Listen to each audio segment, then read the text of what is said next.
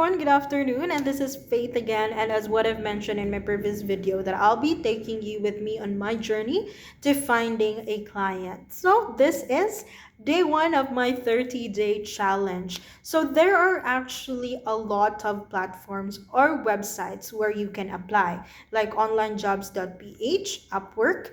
We have Indeed, JobStreet, LinkedIn, and many others. But before you dive into applying, make sure you know your niche. Yes, you heard it right. Niche is basically your specialty or what you can offer to your future client. So, for example, we have general VA. So, these are the folks na sasabihin nila na I can do anything you need. Mga ganon. We also have social media managers. We also have content creators, editors, and so on and so forth. So in my case, since I have experience in BPO operations management, I decided to focus on being an online business manager or more on operations, pwede rin project manager. So basically, I help run daily operations, manage teams, track deadlines, assign tasks. I'm the one keeping things organized behind the scenes. So now, let's go to onlinejobs.ph. So this is the website or the biggest platforms for finding remote work here in the Philippines.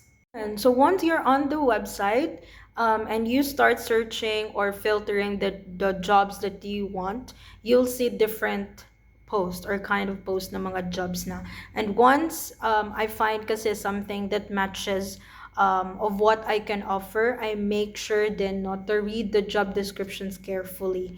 Kasi hindi ko malalaman kung ano ilalagay ko sa cover letter if I'm not going to read it carefully. So yon, once I'm feeling good about it, create ng cover letter and then click send. And that's it. Honestly, it's kind of overwhelming at first, but I felt like it's something you get used to it over time. Sanayan lang naman yan. So for today, I'm planning to apply at least 5 to 10 jobs para, 'di ba? The more chances of winning. So yan lang for today, guys. Thank you for watching. Bye.